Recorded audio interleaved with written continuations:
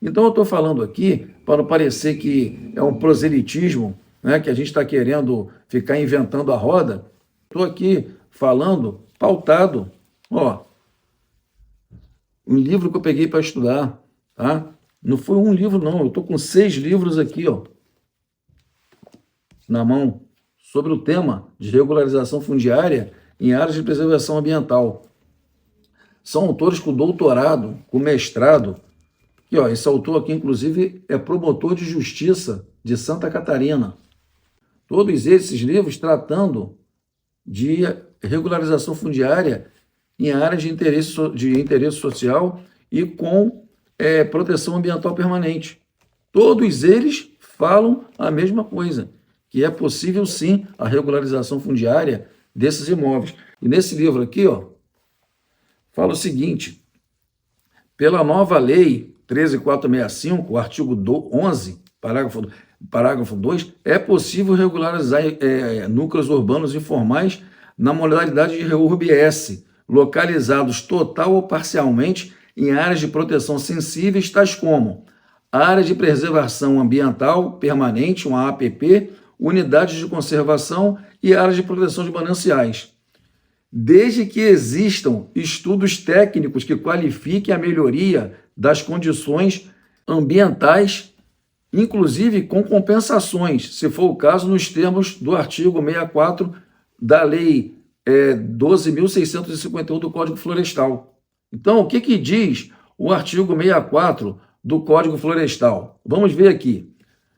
Na REURB-S, que é o caso de vocês, moradores do Caiçara, que são moradores com a condição financeira baixa, então vocês se enquadram numa regularização urbana de interesse social, diz aqui a lei, o Código Florestal, na REURB-S dos núcleos urbanos informais que ocupam áreas de preservação permanente, a regularização será admitida por meio de aprovação de projetos de regularização fundiária na forma da lei específica de regularização fundiária urbana. Parágrafo 1º. O projeto de regularização fundiária de interesse social deve incluir estudo técnico que demonstre a melhoria das condições ambientais em relação à situação anterior, com a adoção de medidas nele preconizadas. 2. O estudo técnico mencionado no artigo 1º, no parágrafo 1º, deverá conter no mínimo os seguintes elementos: caracterização da situação ambiental da área a ser regularizada. 2.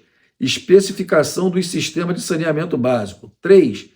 Proposição de intervenções para a prevenção e controle dos riscos geotécnicos e de inundações, que nessa área de vocês não tem risco geotécnico. 4. Recuperação de áreas degradadas e daquelas não passíveis de regularização. 5. Comprovação de melhoria de condições de sustentabilidade urbano-ambiental, considerando o uso adequado dos recursos hídricos, a não ocupação de áreas de risco e a proteção de unidades de conservação, quando for o caso. E 6. Comprovação de melhoria da habitabilidade para os moradores, propiciada pela regularização proposta. E garantia de acesso público às praias e os corpos d'água. Então, esse aqui é o que está dito num desses livros. Tá? Vamos pegar um outro livro aqui, ó, para a gente ter acesso, para poder mostrar o que o autor fala. Ao analisarmos friamente e na prática, o município não toma nenhuma outra providência para a solução efetiva do problema, já que não pretende derrubar as unidades consolidadas. A inércia natural, aliada à indisposição política gerada pela remoção das famílias ou comerciantes de suas unidades, gera outro transtorno sob o ponto de vista social, que prolonga e se agrava com o tempo: o surgimento de novas unidades irregulares. Então, o que o autor está querendo dizer aqui? Que os governos, eles deixam a coisa ir acontecendo e não tomam atitude, tá? Seja para prevenir as ocupações irregulares, seja para regularizar aquele núcleo urbano informal que está ali e estancar o crescimento daquele núcleo urbano informal. Por quê? Porque a partir do momento que você inicia um processo de regularização fundiária, e hoje a tecnologia permite isso, você faz um aerolevantamento e geolocaliza aquela área. O que é isso que eu estou querendo dizer para vocês, que não entendem essa linguagem técnica? Geolocalizar é você traçar um perímetro, um entorno de onde aquela área está ocupada, e depois, através de imagem no Google Earth com essa sobreposição de área, você consegue identificar, sem precisar estar indo na área, se futuras casas estão sendo construídas fora daquela circunferência, daquela poligonal, daquela ocupação que está sendo regularizada. Por quê? Porque as futuras casas que estiverem sendo ocupadas fora daquela poligonal, elas têm todo o direito de ser derrubadas de imediato, porque elas não estão inseridas no projeto de regularização fundiária. Então, morador, o que eu quero dizer para você é o seguinte: a prefeitura tem sim condições de resolver o problema. De imediato, a gente está aqui e pode ajudar. Eu não quero trabalhar na prefeitura, mas eu quero ajudar os moradores do Caiçara de alguma forma com o conhecimento que eu tenho. Então, o processo judicial é uma coisa, né, que está sendo discutido na justiça.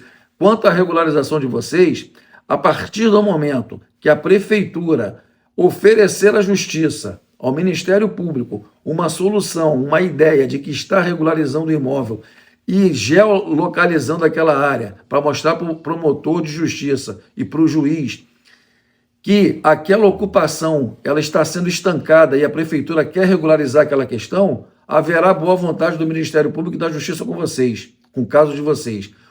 A má vontade não é do Poder Judiciário, a má vontade é da prefeitura, que tem responsabilidade social e legal para poder fazer a regularização de vocês.